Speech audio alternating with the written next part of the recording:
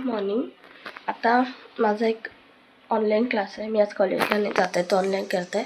तर मी फटाफट ब्रश करते आणि क्लासला जॉईन करते. आता टाईम बस 9 वाजताचा क्लास आहे. 4 मिनिट आहे. ब्रश करते आणि क्लास झाल्यानंतर आपण भेटू.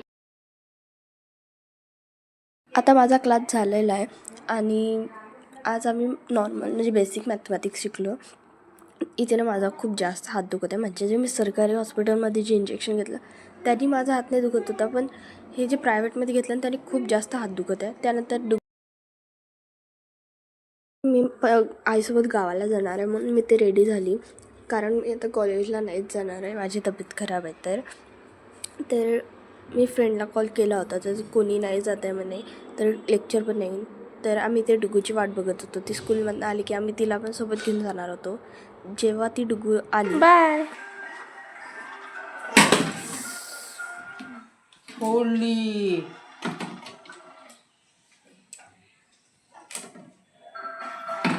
हे कालचंच पाणी आहे तिचं.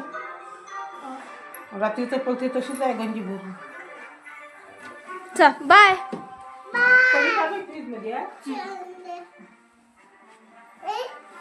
ते मावशी म्हणाली की तिला नको घेऊन जाऊ, पण डुगूच्या चेहऱ्यावर क्लिअर दिसत होते की तिला खूप जास्त रड येत आहे आणि ती आमच्या मागे लागणार आहे. त्याच्यानंतर हिने स्टार्ट केली. कुठे जात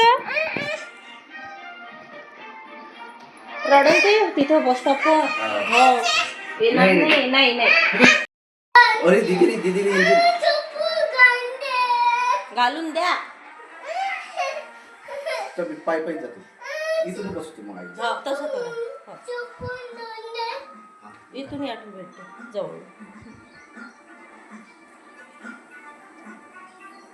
डुगूला वाटत आहे की ती आमच्यासोबतच येणार आहे, पण आमचा असा प्लॅन होता की काकाजी आम्हाला नेऊन देणार आहेत. पण असं झालं की जी डुगू तिथे आली असती तर ती पण मग रडली असती बसमध्ये बसण्यासाठी. तर आम्ही पायीच गेलो आणि तिथनं एक ॲटो केला. तिथनं आम्ही बसस्टॉपवरती गेलो आणि नंतर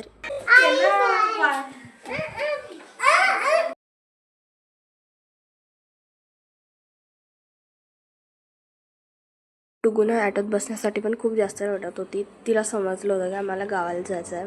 तर काकाजी तिला ॲटोत घेऊन बसले होते. इथनं मग ते उतरून गेले. मी ते शूट नाही केलं आणि ते ट्रेन येणार होती म्हणून आम्ही थांबलो होतो.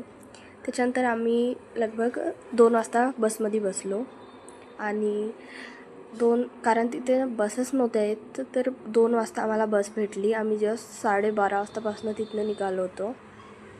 तर 2 वाजता आम्हाला बस भेटली आणि तसं मम्मीला आणि बाबाला तर माहीत होते की आई येणार आहे, पण मी पण सोबत येणार आहे हे नव्हतं माहीत. आणि मी कोणाचेच रिॲक्शन शूट नाही केले, कारण की मला डबल थंडी वाजणं सुरू झाली होती. म्हणजे माहीत नाही दुपार झाली की मला एकदम बिमारीच देऊन जात होती. तर आम्ही इथे पोचलो होतो. आम्ही बस थोडं पायी जाणार होतो. त्याच्यानंतर आम्ही जेव्हा घरी आलो तर मम्मीला मग मी दिसली. मी काही जास्त शूट नाही केलं. त्याच्यानंतर आम्ही नाश्ता वगैरे केला आणि मी आराम केला थोडा वेळ.